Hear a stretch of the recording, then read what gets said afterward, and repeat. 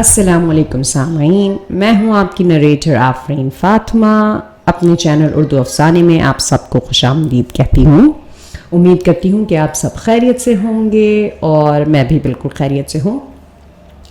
آج کے میرے اس ایپیسوڈ میں، اس ویڈیو میں آپ لوگوں کی بہت فرمائش پہ، بہت ریکویسٹ پہ، فرمائش تو نہیں تھی، بہت التجا کر رہے تھے آپ لوگ کہ پلیز رفاقتیں کیسی ہیں اس کا اگلا پارٹ سنا دیں، تو میں رفاقتیں کیسی ہیں کا اگلا پارٹ پڑھنے جا رہی ہوں اس ایپیسوڈ میں، اور کوشش کروں گی کہ جلد از جلد اس کو مکمل کر دوں۔ بہت لمبا چوڑا ناول نہیں ہے، بٹ اتنا اچھا رسپانس نہیں آ رہا تھا تو اس وجہ سے دل نہیں لگ رہا تھا۔ آپ لوگ زیادہ زیادہ ویوز دیتے ہیں، بہت سارے لوگ سن رہے ہوتے ہیں، بہت سے لوگ صرف ویو دے کے بھاگ بھی جاتے ہیں، جو بیٹھ کے پراپرلی سنتے ہیں تو پتہ چل جاتا ہے مجھے۔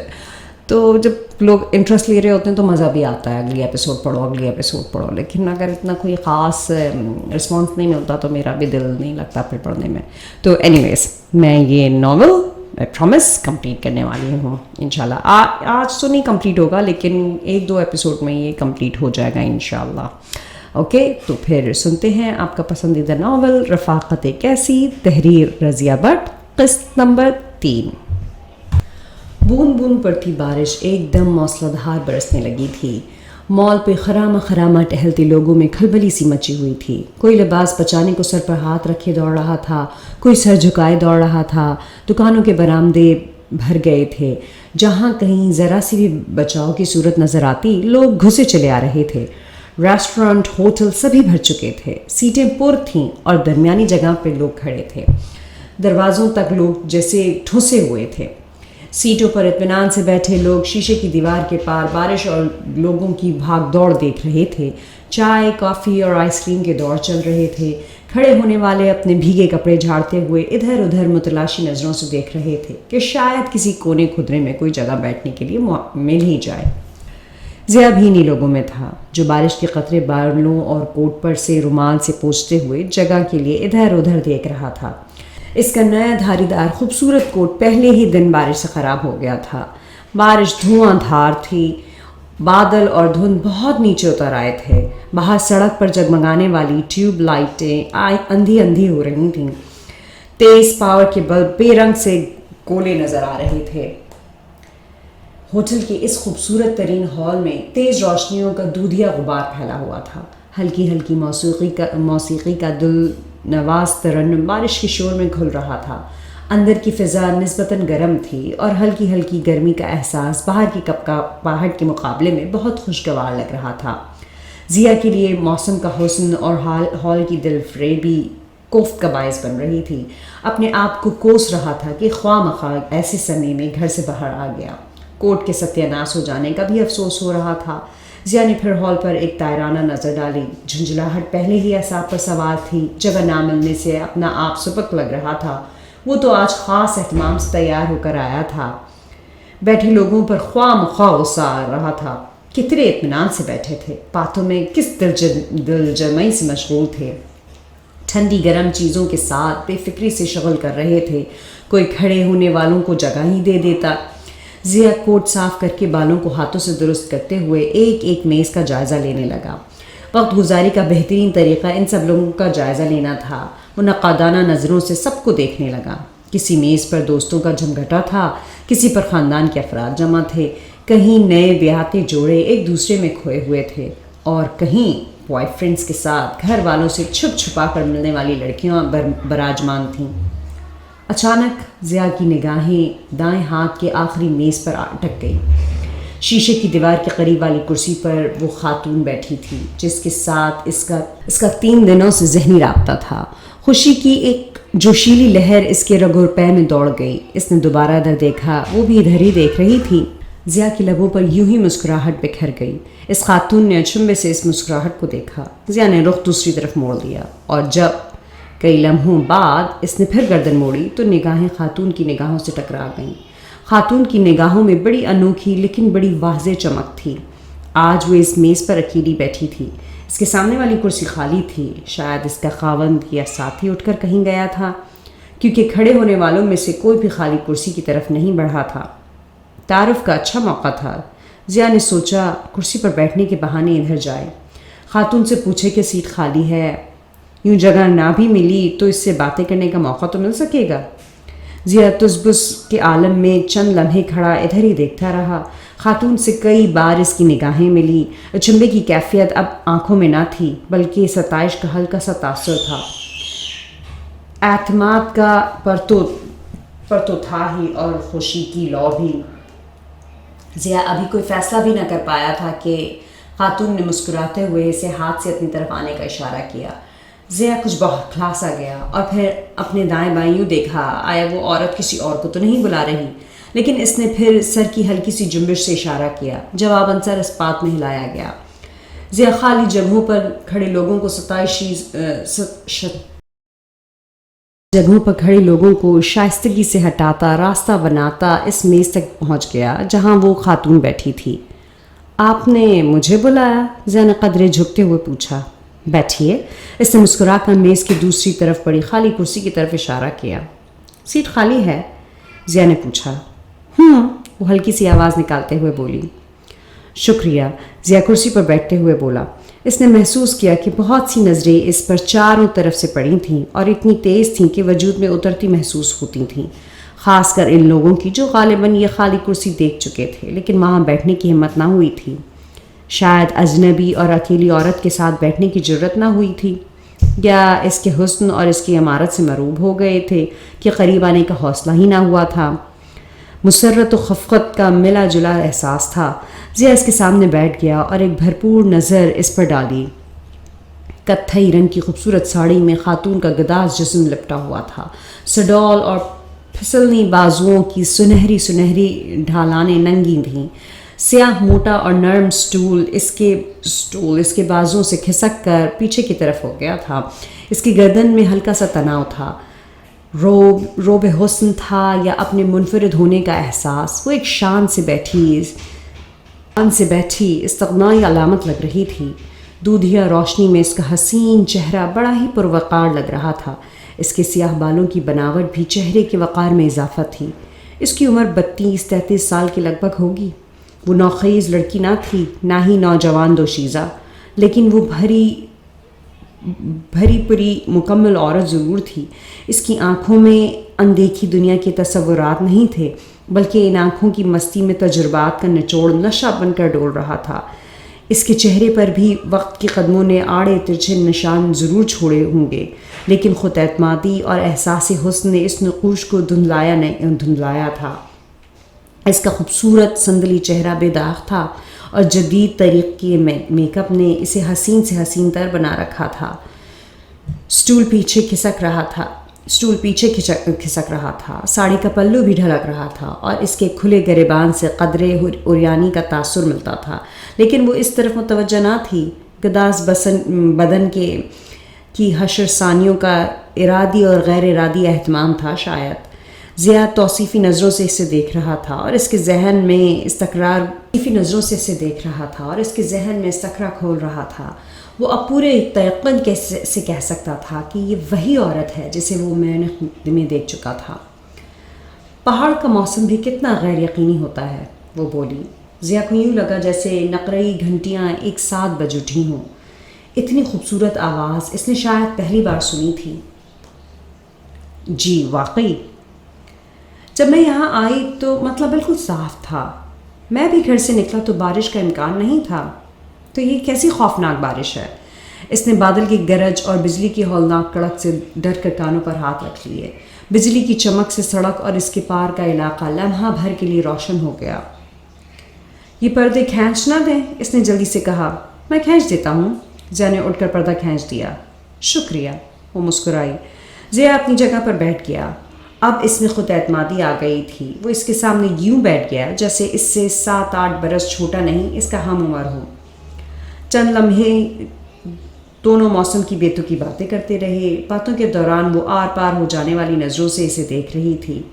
کبھی کبھی تو ضیاء کو یوں محسوس ہوتا جیسے وہ بڑی ناقدرانہ نظروں سے اسے دیکھ رہی ہے، اسے پرکھ رہی ہے، جانچ رہی ہے۔ آپ چائے پسند کریں گی یا کافی؟ ضیاء نے قدر توقف سے کہا۔ اوہ نہیں شکریہ، میں چائے پی چکی ہوں، مسکرا کر بولی۔ پھر صحیح، ضیاء نے اصرار کیا۔ ضرور پینا پڑے گی، وہ ضیاء کی آنکھوں میں نشیلی آنکھوں کا جادو ڈیلتے ہوئے بولی۔ ضرور. ضیا کو اس کا انداز بہت اچھا لگا. بیرے کو چائے اور ساتھ چند لوازماتی چیزیں لانے کا آرڈر دے کر ضیا پھر اس کی طرف متوجہ ہوا. بیرے سے باتیں کرتے ہوئے وہ خاتون کی جوشیلی نظروں کو اپنے رگ و پے میں اترتے محسوس کر رہا تھا. آج آپ یہاں اکیلی بیٹھی ہیں, آپ کے شوہر ساتھ نہیں؟ ضیا نے بات کرنے کی غرض سے کہا. خاتون کے چہرے پر ہلکے سے اذیت کے آثار نظر آئے, یوں جیسے چپکے سے کوئی نشتر جگر میں اتر جائے اور درد کا احساس ہونے سے پہلے ہی نکل جائے. جیسے دیے کی کانپتی لو ایک لمحے کو بجھتی محسوس ہو, لیکن دوسرے لمحے پھر سے جلملانے لگے. آپ کو کیسے معلوم ہوا کہ میں اپنے شوہر کے ساتھ ہی یہاں آئی ہوں؟ اس نے بڑے شوق سے ضیا کو دیکھا. میں علم نجوم جانتا ہوں, وہ بھی خوش دلی سے بولا. اس نے ادائے ناز سے سر کو ہلکی سی جنبش دی. بڑی خوشی کی بات ہے, میرے متعلق تو بہت کچھ بتا سکتے ہوں گے آپ. یقیناً, وہ مسکرایا. اس کی مسکراہٹ زمانی تھی. خاتون ایک دم سنجیدہ ہو گئی. اس کی آنکھوں کو غور سے دیکھتے ہوئے بولی, کیا جانتے ہیں میرے متعلق؟ ضیا اس کی سنجیدگی سے کچھ گڑبڑا سا گیا. وہ نہیں چاہتا تھا کہ خاتون پر کوئی بھی ایسا لمحہ منکشف ہو جائے جو اس ملاقات کے انجام کو باعث بنے. ذہین اور معاملہ فہم تو تھا ہی. ہنس کر بولا, یوں ہی کہہ رہا تھا خاتون. ویسے روز آپ کو مال پہ دیکھتا تھا. جو صاحب آپ کے ساتھ ہوتے تھے میں ان کو آپ کا شوہر سمجھے ہوئے تھا. وہ اطمینان سے کرسی پر پیچھے کو ہٹ گئی. تو گویا آپ ہمیں مال پر دیکھتے رہے ہیں؟ جی ہاں, 3 دن سے متواتر دیکھ رہا ہوں. حیرانی کی بات ہے. کیا؟ میں نے آپ کو ایک دفعہ بھی نہیں دیکھا. ضیا نے ہلکا سا قہقہا لگایا, پھر خوش دلی سے بولا, یہ تو اپنی اپنی قسمت کی بات ہے. کچھ لوگ ایسے ہوتے ہیں کہ خواہ مخواہ ہی نظر آ جائیں, اور کچھ ہم جیسے کہ ہوں بھی تو دکھائی نہ دیں. وہ بڑے دلاویز انداز میں ہنس پڑی. ضیا کی فطری شوخی اور جلد بے تکلف ہو جانے کی عادت اسے اچھی لگی. ہوں بھی تو نظر نہ آئیں. اس نے پرق پاش نظروں سے ضیا کی طرف دیکھا اور زیر لب بڑبڑائی. بالکل, حد ہے انکساری کی. منانم کے مندانم بہت بنتے ہیں آپ. وہ کیسے؟ اس کے جواب دینے سے پہلے ہی بیرا چائے کی ٹرے اور دوسری چیزوں کا سٹینڈ لے آیا. ضیا نے ساری چیزیں میز پر اس کے سامنے رکھ دیں. باہر بارش جھنجھلا کر برس رہی تھی. بادلوں کی ہیبت ناک گرج پہاڑ کی نشیب فراز میں گونج رہی تھی. بجلیاں تڑپ رہی تھیں, ننگے خنجروں کی طرح لہرا کر بادلوں کے دل چھید رہی تھیں. ہال کے اندر موسیقی کا ترنم تھا. ہلکے سروں میں کوئی بڑی ہی دل فریب دھن بج رہی تھی. چائے کی پیالیاں کھنک رہی تھیں. لوگوں کی سرگوشیاں نما آوازیں مل جل کر موسیقی میں گھل رہی تھیں. تاثر پھر بھی خوشگوار ہی تھا. ضیا نے چائے بنائی اور پیالی اس کے آگے کر دی. رنگین ناخنوں والی لمبی لمبی پوروں سے اس نے پیالی کو چھوا اور چائے اپنی طرف سرکا لی. شکریہ, وہ بولی. شکر خود ڈالیے. ضیا نے چینی دان آگے بڑھایا. شکریہ, اس نے پیالی نزاکت سے اٹھاتے ہوئے کہا. میں شکر نہیں پیتی. ضیا نے چینی دان رکھ دیا اور اپنی چائے میں چمچ چلانے لگا. اکا دکا پر لطف اور 2 زمانی جملوں کے درمیان چائے حلقوں سے اترنے لگی. ضیا بہت مسرور نظر آ رہا تھا. شاید اتنے دنوں کی تنہائی کا رد عمل تھا. خاتون خاصی مہذب تھی. اس کی گفتگو سلجھی ہوئی تھی. زمانی جملے کہنے میں مہارت رکھتی تھی. آنکھوں اور ابروں کی لطیف اشارے اس کی گفتگو کا اہم حصہ تھے. ضیا اس کی شخصیت سے مروب ہو رہا تھا, لیکن یہ مروبیت اپنی جگہ الجھ بھی رہی تھی. وہ سوچ رہا تھا, اتنی مہذب, اتنی شائستہ اور اتنی وزردار عورت کے کردار کا رخ اتنا گھناؤنا بھی ہو سکتا ہے. گھناؤنے پن کا وہ عینی شاہد تھا, ورنہ اس بات کو وہ سختی سے جھٹلا دیتا. ہلکی پھلکی گفتگو ہوتی رہی اور چائے کا دور چلتا رہا. بارش کا زور ٹوٹنے لگا. بادل ہلکے ہو کر اوپر اٹھتے جا رہے تھے. پھوار اب بھی پڑ رہی تھی. گھن گرج میں خاصی کمی واقع ہو گئی تھی. بیرا بل آیا تو ضیا نے سے پہلے ہی اس خاتون نے اپنا بیگ کھولا اور نوٹ بیرے کی طرف بڑھا دیا. نہیں جی نہیں, ضیا نے مداخلت کی. کوئی بات نہیں, وہ دھیرے سے مسکرائی. نہیں بات محترمہ, بل میں دوں گا.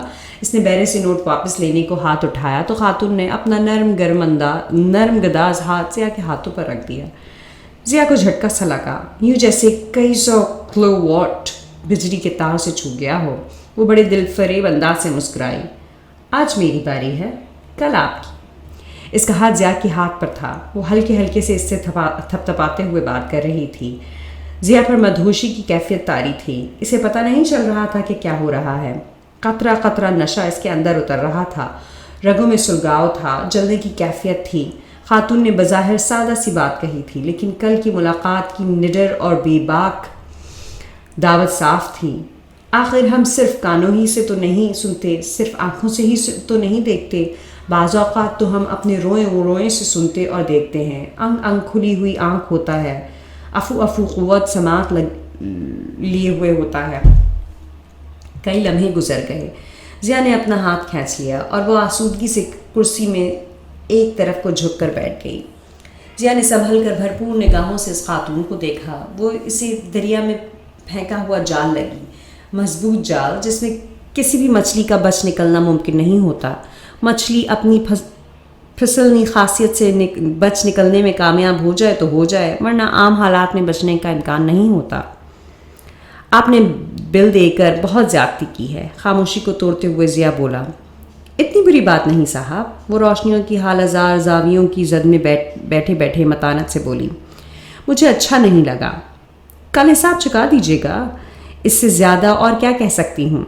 ज़िया इसकी मुस्कुराहट से मरऊब हो गया। ख़ुद भी मुस्कुराने लगा, यूँ जैसे दिए की लौ से दूसरा दिया जल उठे। दोनों फिर बातें करने लगे। आप मुलाज़मत करते हैं? खातून ने पूछा। ज़िया ने नफ़ी में सर हिला दिया। पढ़ते हैं? इसने फिर नफ़ी में सर हिला दिया। बिजनेस? नहीं, अमीरज़ादे हैं। वो हंस पड़ा। यह आपने कैसे कह दिया? मुलाज़मत भी नहीं करते, पढ़ते भी नहीं हैं, बिजनेस से भी कोई सरोकार नहीं, तो ले दे के यही बात रह जाती है। पहाड़ पे तफरी के लिए ऐसे में कौन आता है? इसने शानों को बड़ी जज्बात खेज जंबिश दी। बाप दादा की दौलत पर ऐश करने वाले अमीरज़ादे ही हो सकते हैं। ज़िया ने बेसाख्ता माथे पर हल्का सा हाथ मारते हुए सर को दाएं बाएं हिला दिया और इसकी इस अदा पर जैसे वो लोट पोट गई। क्यों? गलत रीडिंग है मेरी, वो बोली। बिल्कुल। ज़िया ने सर उठाकर इसे देखा।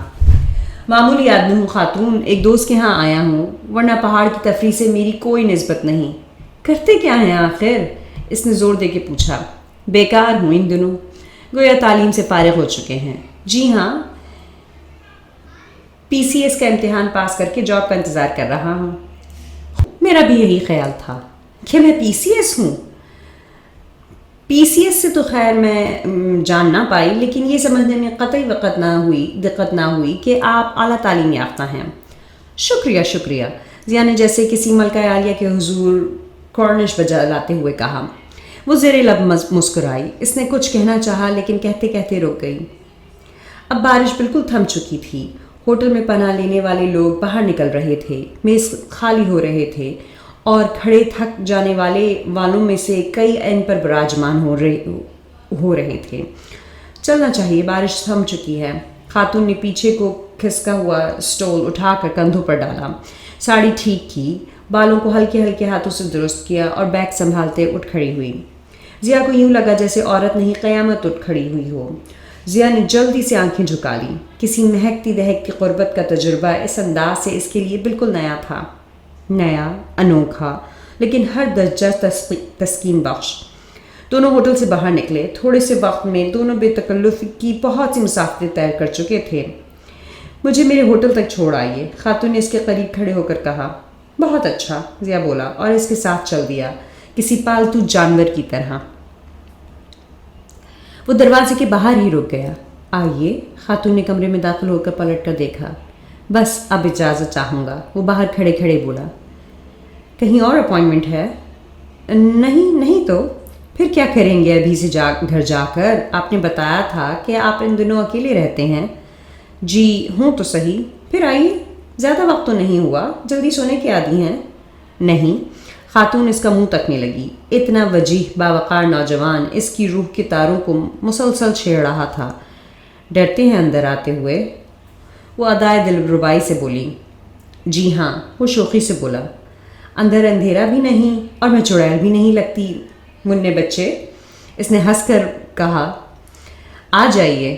ضیا پر جیسے کوئی نشیلی کیفیت طاری ہو رہی تھی. کمرے کی روشنی نیلائیوں میں وہ چمک رہی تھی. بیگ اور اسٹول اس نے بیڈ پر پھینک دیا. اس کے جسم کے سارے خطوط، سارے زاویے اب کھلی نظروں کی پوری زد میں آ سکتے تھے. اس نے پھر بڑے محبت بھرے اصرار سے ضیا کو اندر آنے کی دعوت دی، جو وقت کے سینے میں گڑے ہوئے کسی واقعے کی طرح دروازے سے باہر جم کر کھڑا ہوا تھا. بھیگی ہوائیں چل رہی ہیں، کہیں کہیں سے آسمان ننگا ہو گیا تھا اور نکھرے ہوئے ستارے جھلملا رہے تھے. اونچے اونچے درختوں کی پھنگوں میں اٹکے بارش کے قطرے ہواؤں کے ریلے سے گر رہے تھے. اچھا، تو بہت بہت شکریہ، آپ تشریف لے جا سکتے ہیں، وہ سپاٹ لہجے میں بولی. اس کے چہرے کی جگمگائی روشنیاں جیسے ایک دم گل ہو گئیں. دروازے کا پٹ بند کرنے کو اس نے ہاتھ بڑھایا، لیکن دروازہ بند نہ کر سکی. ضیا کسی غیر ارادی خیال کی طرح کمرے کے اندر آ گیا. وقت کی فیاضی کو رد کرنا اس کے بس میں نہ رہا. وہ کسی معمول کی طرح تھا جس کے بس میں عامل کی مرضی کے خلاف جانا ممکن نہیں ہوتا. وہ قاتلانہ انداز میں مسکرا دی. قاتلانہ انداز فاتحانہ بھی تھا. وہ بہت مطمئن نظر آنے لگی. بیٹھیے، ضیا کو پیار سے دیکھتے ہوئے بولی. ضیا نے سرسری نگاہ کمرے پر ڈالی. ہوٹل کا شاید یہ بہترین کمرہ تھا. نیلے اور پنک رنگ کے قالین پر نیلے بیڈ اور نرم نرم صوفے کے ساتھ سوئل اور پنک پردے لگے ہوئے تھے. وہ ایک صوفے پر قدرے سمٹ کر بیٹھ گیا. خاتون اس کے سامنے چھوٹے سے اسٹول پر ٹانگ پر ٹانگ رکھ کر گھٹنے کے گرد ہاتھوں کی گرد بناتے ہوئے بیٹھ گئی. آپ کا نام؟ حیرانی کی بات ہے کہ میں نے اب تک آپ کا نام نہیں پوچھا. مجھے ضیا کہتے ہیں. بعض لوگ نام رکھنے میں بہت حقیقت پسند ہوتے ہیں. آپ کا نام آپ ہی کی طرح خوبصورت ہے. واقعی بہت پیارا نام ہے. آپ کو کس نام سے مخاطب کر سکتا ہوں؟ مجھے؟ اس نے سینے پر لمبے ناخنوں والی انگلی رکھتے ہوئے پر اسرار مسکراہٹ سے پوچھا. جی ہاں، ضیا مخمور نظروں سے اسے دیکھتے ہوئے بولا. کچھ کہہ سکتے ہو؟ وہ ادائے دلربائی سے بولی. جی کچھ کہہ سکتے ہو، کوئی نام دے سکتے ہو؟ وہ اٹھتے ہوئے مسکرائی. میں سمجھا نہیں. وہ اس پراسرار سی عورت کو حیرانگی سے دیکھتے ہوئے بولا. سمجھنے کی ضرورت بھی نہیں ضیا. نام کیا ہے؟ یہ تو ایک صوتی اشارہ ہے کسی کی شخصیت کو منفرد کرنے کا. وہ اپنے پاؤں پر خوبصورتی سے گھوم گئی. ضیا کو خاتون بے حد پر اسرار لگ رہی تھی، لیکن اسرار ہی میں تو حسن ہے. وہ دلچسپی سے اسے تکنے لگا. مجھے کوئی نام دے دو ضیا. کسی نام سے پکار لو، وہ بے تکلفی سے پہ اترتے ہوئے بولی. ضیا کی دلچسپی اور بڑھی. آگے بڑھتے اسراروں میں الجھنے کا ڈر تو تھا، لیکن وہ اس کشش سے انحراف بھی نہیں کر سکتا تھا جو اسے سومنات کے بت کی طرح خلا میں معلق رہنے پر مجبور کر رہی تھی. وہ کھلکھلا کر ہنس پڑی. ضیا کھلی کھلی آنکھوں سے اسے تکے جا رہا تھا. تو تم میرا نام پوچھ رہے تھے؟ جی. نہ پوچھو تو؟ اب تو جاننے کی خواہش شدید ہو گئی ہے. وہ ہنس دی. ضیا کو یوں لگا جیسے کہیں قریب ہی نقرئی گھنٹیاں بج اٹھی ہوں. چند لمحے وہ چپ چاپ بیٹھا صرف اسے تکتا رہا. پھر سنبھلا. اپنے آپ سے وہ تو کٹ کر دور ہوتا جا رہا تھا. سر کو ہلکی سی جنبش دے کر اس نے بالوں کو پیچھے ہٹایا. کوٹ کی جیب سے رومال نکالا. ناک، منہ اور پیشانی کو پوچھا اور پورے حواس میں آ کر اس کو دیکھنے لگا. یہ عورت کیا شے تھی؟ وہ سوچ رہا تھا. عمر میں اس سے 7-8 برس اور 9-10 سال برس بڑی ہوگی. وہ اسے آپا، باجی یا بہن جی بھی کہہ سکتا تھا، لیکن یہ الفاظ اس کی زبان پر آ ہی نہ پائے تھے. جانے ان الفاظ کا تقدس اس خاتون پر فٹ نہ بیٹھتا تھا، یا ضیا کے جواں جسم کے جنسی تقاضے ان الفاظ کی ادائیگی میں مانع تھے. لیکن اس حقیقت سے انحراف کی گنجائش نہ رہی تھی کہ خاتون اپنی ساری کشش، ساری جاذبیت کا سحرکاری سے اس کے دل و دماغ پر مسلط تھی. اسے اپنے چھوٹے پن کا احساس ہو رہا تھا، نہ عورت کے بڑے پن کا. اس وقت صرف اس کا اپنا آپ تھا جو صرف مرد تھا، جذبات سے بھرپور مرد. اور خاتون عورت تھی جو چھوٹی تھی نہ بڑی، عمر کی قید سے آزاد، آسودگی، راحت و تسکین کا سرچشمہ. تم کہاں کے رہنے والے ہو؟ عورت نے مدھر خاموشی کو توڑا. حسن کی سحرکاریوں کی کامیابی سے کچھ اور چمک اٹھی تھی. جی میں، ضیا کی آنکھیں جھپکتے ہوئے بولا. ہاں، پاکستان میں رہتا ہوں، کہیں کا سمجھ لیجئے. ضیا نے اس کا وار اسی پر کرتے ہوئے کہا. وہ مسکرانے لگی. میں بتاؤں؟ لاہور کے رہنے والے ہو؟ نہیں بتاؤں گا. اوہو، آپ اپنا نام نہیں بتاتی، میں مقام نہیں بتاؤں گا، اور شکر ہے میں نے آپ اپنا اصلی نام نہیں بتایا۔ ضیا نے خاتون کو نام نہ بتانے پر احتیاطاً جھوٹ بولا۔ وہ ننھا سا قہقہہ بکھیرتے ہوئے اس کے صوفے کے قریب آ کر قدرے جھکتے ہوئے بولی، تمہارا نام ضیا ہو یا پھر کچھ، اس سے پھر کیا فرق پڑے گا؟ مجھے تمہارے وجود کی پہچان کے لیے کوئی لفظ ہی استعمال کرنا ہے، کوئی بھی صحیح۔ اسی طرح میرے بھی کئی روپ ہیں، جانتے ہو نا، عورت کے کئی روپ ہوتے ہیں، جو روپ پسند ہو اسی سے پکار لو۔ میری بات آپ بڑی خوبصورتی سے گول کر رہی ہیں۔ ضیا نے صوفے کی پشت سے سر ٹکراتے ہوئے اس کی آنکھوں میں دیکھا۔ خیر کوئی بات نہیں۔ وہ سیدھی ہو کر پیچھے ہٹی اور پھر بدمست شرابی کی طرح لہراتے ہوئے ہنس دی۔ ضیا چند لمحے چپ رہا، پھر جیب سے سگریٹ نکالا۔ اجازت ہے؟ اس نے ڈبیا سے سگریٹ نکالتے ہوئے دوسرے ہاتھ سے جیب سے لائٹر ٹٹولتے ہوئے پوچھا۔ ضرور پیو، مجھے بھی پلاؤ، اس نے اس انداز میں کہا جیسے ضیا سے سگریٹ نہیں، اس کی جوانی کا نشہ پینے کا اصرار کر رہی ہو۔ ضیا اب اس کی بے تکلفی اور جذبات انگیز باتوں سے مانوس ہو چکا تھا۔ اس کا فطری اعتماد بحال ہو گیا تھا، بڑے بے تکلفانہ انداز میں باتیں کرنے لگا۔ اس نے انگلی میں پکڑا سگریٹ اسے تھما دیا، دوسرا سگریٹ نکال کر ہونٹوں میں دبایا۔ خاتون نے انگلیوں کی پوروں میں چند لمحے سگریٹ گھمایا، پھر منہ میں رکھتے ہوئے ضیا کی ہاتھ میں جلنے والے لائٹر پر جھک گئی۔ ضیا نے اپنا سگریٹ بھی سلگا لیا اور کش لیتے ہوئے بے تکلفی سے دھوئیں کے مرغولے بنانے لگا۔ بل کھاتے دھوئیں کے پار اس خاتون کا چہرہ وہ بڑی عمیق نظروں سے دیکھ رہا تھا۔ وہ پھر اس کے سامنے سٹول پہ آ بیٹھی، اس انداز سے کہ اس کے گھٹنے ضیا کے گھٹنوں سے ٹکرانے کی نوبت آ سکنے کا امکان تھا۔ ضیا قدرے پیچھے ہٹ گیا اور گوشۂ چشم سے خوبصورت نظروں کے وار خاتون پر ہونے لگے۔ ادھر ادھر کی باتوں کے بعد ضیا نے پھر اس کا نام پوچھا۔ کوئی روپ نہیں اچھا لگتا میرا؟ اس نے معنی خیز انداز میں پوچھتے ہوئے سگریٹ کا دھواں ضیا کے چہرے پر چھوڑ دیا۔ ضیا وارفتگی کے عالم میں آگے کو ہوا، لیکن جلد ہی محتاط ہو کر پیچھے ہٹتے ہوئے بولا، آپ پردہ راز میں رہنا چاہتی ہیں، عورت کے روپ کا محض چکر دے رہی ہیں۔ قطعاً نہیں، یہ کہیے کہ آپ کو عورت کا کوئی روپ نہیں اچھا لگتا۔ اس نے پھر دھواں ضیا کے چہرے پر پھینکا۔ لگتا ہے؟ ضیا شوخ نظروں سے اسے دیکھتے ہوئے بولا۔ کون سا؟ اس نے بے صبری سے پوچھا۔ ماں، بہن اور بیٹی کا؟ ضیا نے بھرپور شوخی سے کہا۔ شریر، وہ خفیسی ہو کر بولی۔ پھر بتائیے نام، میں بھی اپنا نام بتاؤں گا۔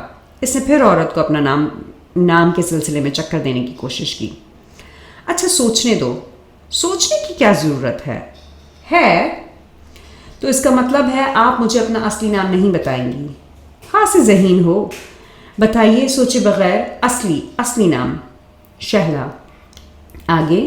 شہلا رفیق۔